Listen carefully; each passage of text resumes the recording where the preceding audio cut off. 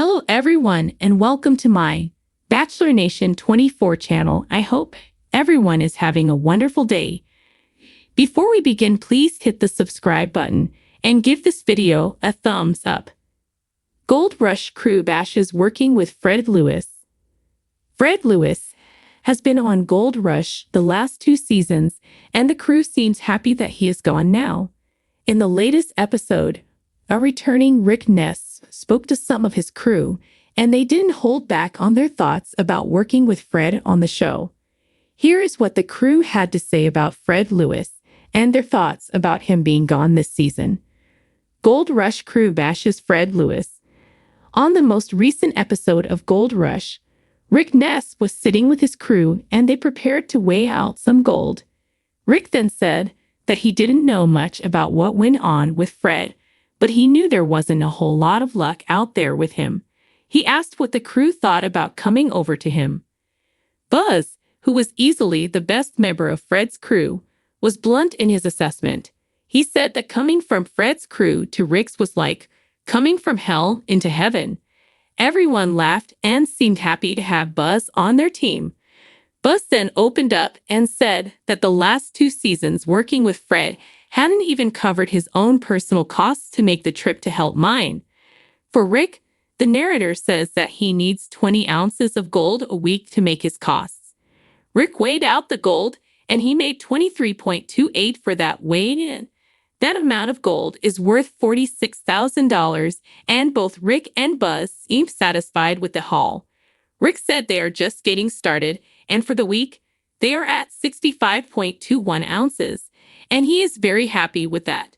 Rick then made it official and gave Buzz his t-shirt and welcomed him aboard. What went wrong with Fred Lewis on Gold Rush?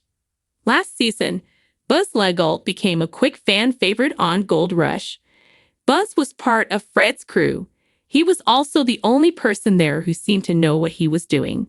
While most fans online seemed to hate Fred's story while watching his constant bad decisions, Buzz was the man there to pull him out of messes and keep things running, even if they never made any money. Some even thought it should have been Buzz's crew and not Fred's. As Buzz told Rick this season, Fred didn't find enough gold to make it worth keeping him around. Now, Buzz is with Rick, someone with a proven track record. It sounds like he might actually make some money this time around with Fred Lewis gone. Make sure to tune in to Gold Rush every Friday night on Discovery at 8/7C. The crew members of the reality TV show Gold Rush have never shied away from hard work, grueling conditions, or volatile personalities. Mining gold in the unforgiving terrains of Alaska and the Yukon is no easy feat. But for many, the challenges pale in comparison to working under the command of Fred Lewis. Known for his military background and strong-willed personality, Fred's leadership style has often been a contentious topic among his team. Behind the glitz and glamour of television, the crew's tales of working with Fred reveal a different, more tumultuous reality. An unyielding leader Fred Lewis entered the gold mining scene with the tenacity and discipline of a seasoned soldier. His background as a Green Beret set a certain expectation for precision, order, and unrelenting perseverance. However, these traits that were honed on the battlefield didn't always translate seamlessly into the world of gold mining.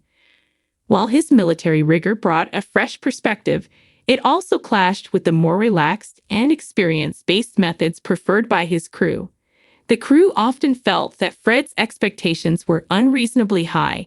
It's like he's still in a combat zone, one crew member shared, requesting anonymity. There's no room for error, no room for human limitations. He forgets we're mining for gold, not planning a tactical military operation. The pressure to meet Fred's stringent standards led to a high-stress environment where mistakes were not just frowned upon but harshly criticized.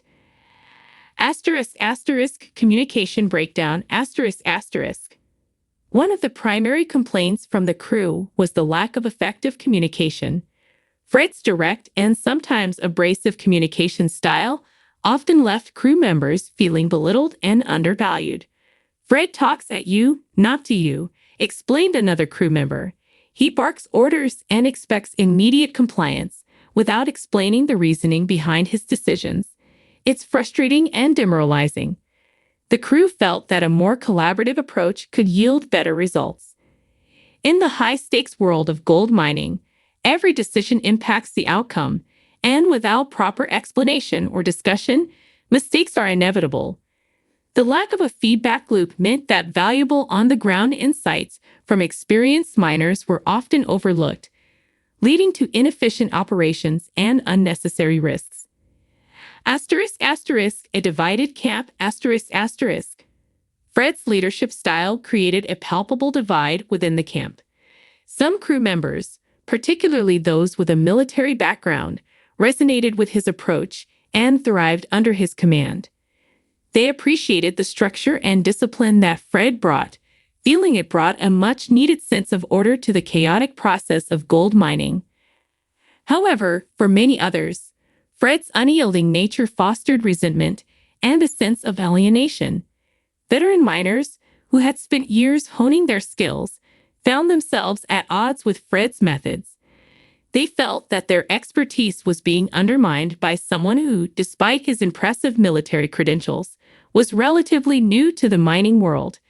This division created an undercurrent of tension that often spilled over into daily operations, affecting productivity and morale. Safety concerns. Safety is paramount in gold mining, where one wrong move can lead to catastrophic consequences. Under Fred's command, the crew felt that safety protocols were sometimes compromised in the name of efficiency. His push for results and adherence to tight schedules often led to risky shortcuts that put the crew in harm's way. Fred's idea of safety is more about physical toughness than actual precautions, said another crew member. "We've had near misses that could have been avoided if we weren't constantly rushing to meet his deadlines. It's scary because it feels like he's gambling with our lives." Moments of redemption. Despite the litany of complaints, it's important to acknowledge that Fred's approach did have its moments of redemption. His determination and never-give-up attitude occasionally inspired the crew to push beyond their perceived limits. There were times when his military training paid off, particularly in scenarios requiring strategic planning and resource management. "Fred has this way of making you believe you can achieve the impossible," admitted one of the crew members. "When things go right, it's exhilarating. But those moments are too few and far between to make up for the constant strain." The crew's grievances against Fred Lewis are not born out of malice, but rather a desperate call for change. They acknowledge his potential as a leader but feel that his approach needs significant adjustments to suit the unique challenges of gold mining. A more inclusive and respectful communication style, coupled with a greater emphasis on safety and collaboration, could transform the camp's dynamics. "I think Fred can be a great leader," one crew member concluded, "but he needs to listen more and impose less."